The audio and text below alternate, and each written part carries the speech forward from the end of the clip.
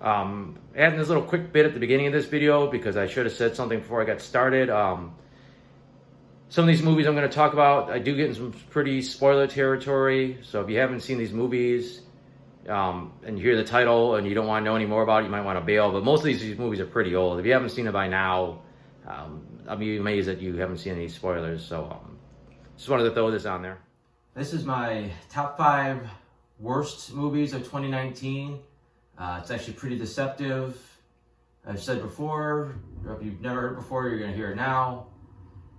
If a movie looks bad, I don't go see it. I'm not like a regular reviewer. I just see what I like. So if it doesn't look any good, I'm not going to go see it. You know, you're never going to see a review for Cats because I can't imagine any circumstances where I go see that movie. I also avoid stuff that looks kind of mediocre, but looks like it's a waste of my time. If it's more of a pain in the ass than anything to get out there and see it, I dodge it. I'll read some other reviews first. I actually want to take this time to give a quick shout out to YouTube reviewers Jeremy Johns and Chris Struckman. I think they both got similar enough opinions to me, or I understand their mindsets on a lot of movies that I'll actually go to them first if I'm on the fence about a movie and decide if I should see it or not. So really this list is kind of more like my top 5 least favorite movies of 2019, or maybe the least memorable movies of 2019. You know, it's basically, I don't think there's really any bad movies on this list. I think they're either forgettable or the disappointments, and sometimes both. So we'll start off with Dark Phoenix, which ends up being the final official Fox X-Men film. Basically, this is a second attempt to retell the Dark Phoenix story. It is a bit more streamlined than the X-Men The Last Stand version, but they really don't do enough here to differentiate it between that movie and this one. There's no reason for this movie to be made if they're not going to make any significant changes to the overall story. And the changes they made just were lackluster. It was just a little bit of a mess. It's interesting that they had to make some huge changes in this movie. Apparently the aliens were initially with the Skrulls, and there was a big space battle at the end, but since Captain Marvel did something similar, they had to scratch it, which at this point I think they almost could have left it and just called it a day. Like I said, it's the last Fox X-Men movie. Maybe they could have found a way to somehow find that way to work the X-Men universe from Fox into the MCU because of the 2 overlapping stories. Plus both films took place in the 90s, but missed opportunity, and since making it, they really didn't know it was going to be the last movie. It's not like a final big send-off to this X-Men franchise. But if anything, it's more forgettable than bad. At number 4, I'm going with Godzilla, King of the Monsters. The monster stuff was fine. You had your big battles. The human stuff was just weird. You know, at least there was a little bit better ratio of monster fights to human drama than there was in the last film, but the human stuff is all over the place. The plot's goofy. They're trying to save the mom. Turns out she's in with the terrorist, and this whole family trying to get together and save the day. And I don't know. Just the whole thing was just didn't care about much of what was going on with all the humans. And the whole echolocation, whatever you want to call it, talking to the monsters thing was just bizarre. Like I said, it's just forgettable. I'm trying to do my best to remember what the movie is even about.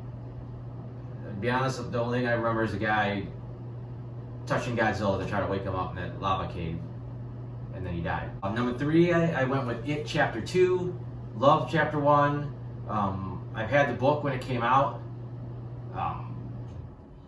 It's a very strange book because it is divided between them mostly being kids and them being adults. And the stuff with the adults was never as good as the stuff with them as kids.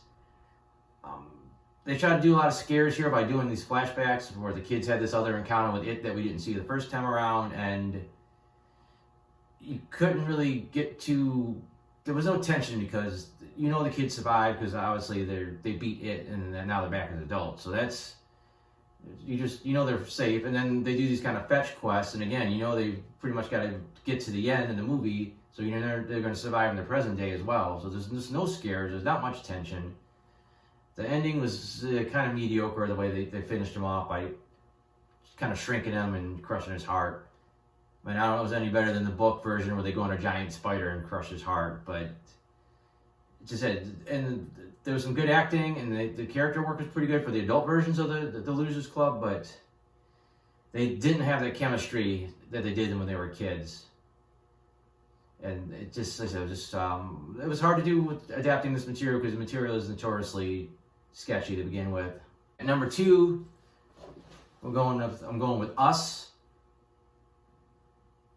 I loved Get Out. Didn't see it in the theaters. I ended up catching it on cable later on. And great film. Was really looking forward to Us. Had a great concept. Starts off fantastic. It's a good setup. And then it seemed like it just doesn't know what the hell it wants to do with this storyline. It's like, it felt like he didn't know how to finish what he started. And and then they try to kind of explain it, and they get into the whole thing with the lab and making clones, and they don't have a soul, and then somehow the clones found matching red jumpsuits and matching scissors and did Hands Across America. The more, something like this story they're trying to do, the less you explain, the better. You could even just see some kind of labs, maybe you hint that there was some kind of experiments going on. You don't have to try to follow it up, because I think they ruined it. The twist ending was decent, but the acting was good. I mean, everything they said, the second half of the movie wasn't really a strong story. And it's very disappointing, because as I said, I love the Get Out, I love the concept of this movie, I love the setup, and then just the end I thought felt so flat. And number 1, which, speaking of disappointments and endings falling flat, will be Glass. Unbreakable, solid flick when it came out years ago. Split was good. James McAvoy was a fucking phenomenal acting throughout. And then the really cool tease that, this actually was a semi-sequel to Unbreakable was great. And then bringing all this stuff together in one movie was something to get really excited about. And it starts off good. You see what's going on with all your characters from both these 2 separate movies and how they mesh together. The asylum stuff was kind of here and there. Some of the stuff worked, some of it didn't. And then you get to the ending, which I didn't like, and I think a lot of people hated. They basically killed off all the main characters in kind of bizarre fashion. They took David Dunn, who his only real weakness is that he had to breathe, and he could drown underwater, and that's the only way that really stopped him. Then they kind of twisted to water was more like a kryptonite, and apparently if you got wet, you could kill him. I don't know. It was poorly done. I mean, there was a solid twist in the end that, yes, Mr. Glass got one up on the bad guys, and at least he had his little victory at the end. I did like that part, but just the rest of it was a mess. Again, there was solid acting. Willis was good. McAvoy was phenomenal again. Jackson was solid. But they said it's just a totally disappointing ending, and it's made the movie number 1 of my least favorite of all of 2019.